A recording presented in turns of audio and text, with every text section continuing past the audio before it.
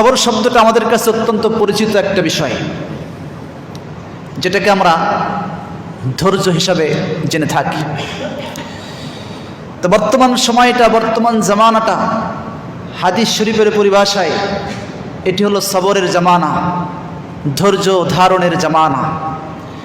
যেই জামানা সম্পর্কে ১৫০০ বছর পূর্বে রাসূল আকরাম সাল্লাল্লাহু আলাইহি ওয়াসাল্লাম ভবিষ্যৎবাণী করেছেন, জাতিকে সতর্ক করেছেন, ইয়াতি আলান নাসি জামানুস সাবির ফিহিম আলা দীনিহি কাল কাবিদি আলাল জামরি।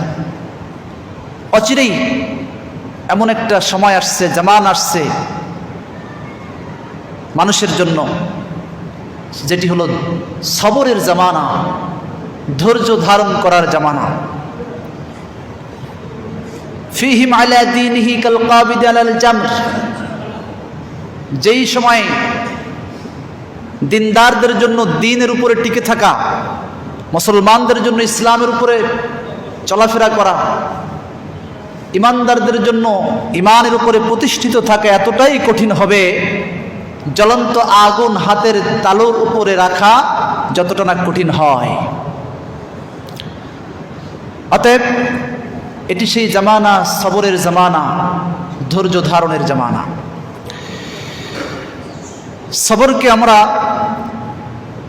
জানি ধৈর্য হিসাবে, বিশেষ করে আমাদের এই পার্থিব জগতে বিপদ, মুসিবত, জুলুম, নির্যাতন, অসুস্থতা, ক্ষুধা, যন্ত্রণা, বিভিন্ন সংকটকালীন সময়ে আল্লাহ রব্বুল আলামিনের উপরে ভরসা রেখে অটল অবিচল থাকার নাম হলো সবর।